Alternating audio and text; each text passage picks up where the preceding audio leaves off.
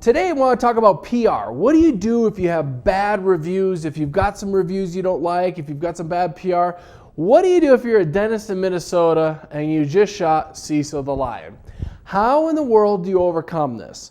And I want to discuss through this because it's a reality that we all face. Hopefully not as big of a scale as this, but it's a reality we all face whenever we get negative reviews anywhere on the internet, because sometimes you can feel hijacked to those reviews. What do you do to overcome this? Because that's really what I want to address today, is how do you not feel hostage to the internet?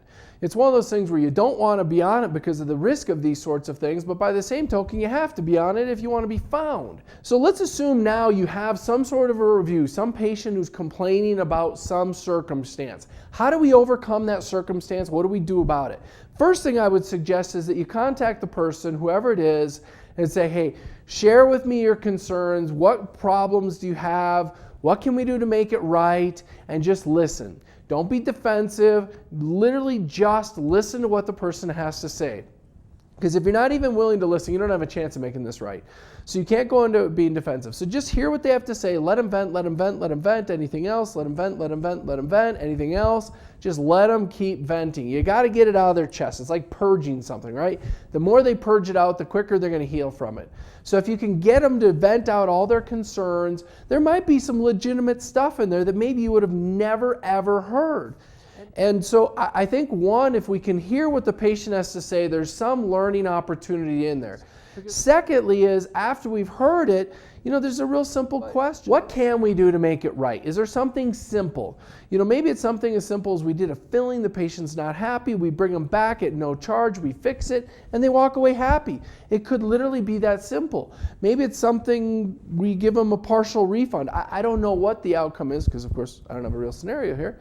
But if we have something like that and we offer to do something to make it right, you'd be amazed how often you can improve circumstances. First is hear them out, see what lessons you can learn. Secondly is just offer. Apologize, offer to make it right, and see what you can do. Maybe meet in the middle somewhere. Maybe it's unrealistic to give them exactly what they want, but maybe somewhere in the middle you can meet and come up with a circumstance that everybody ends up reasonably happy with. There's got to be a contingency in there. And here's the contingency. I would like you to go to the social media site where you put the stuff down that wasn't very nice about me, and I'd like you to put an update. Because rarely can they just delete what they put. And quite frankly, I think I'd rather have them leave an update than just delete it. Because let's face it, there's going to be challenges in life and in business and any relationship. What makes the difference between a winner and a loser, in my opinion, is how you handle it. If you handle it like a pro, you're a winner. So the point is to have a good, thorough plan, and then make sure that we spend a month or a few weeks focused on Google. We spend a month or a few weeks focused on Facebook, a month or a few weeks focused on YouTube, just go right down the line through all of these various websites, getting reviews posted, URLs posted.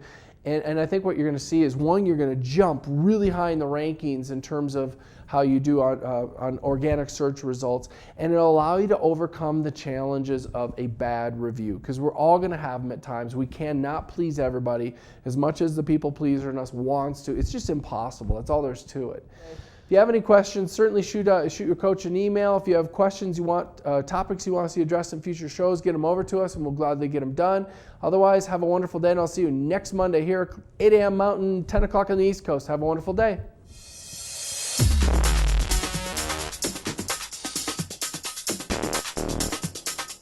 What if you could have the practice of your dreams?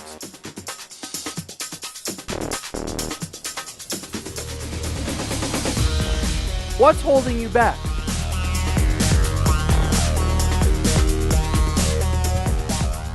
Imagine a life where you have everything you ever wanted.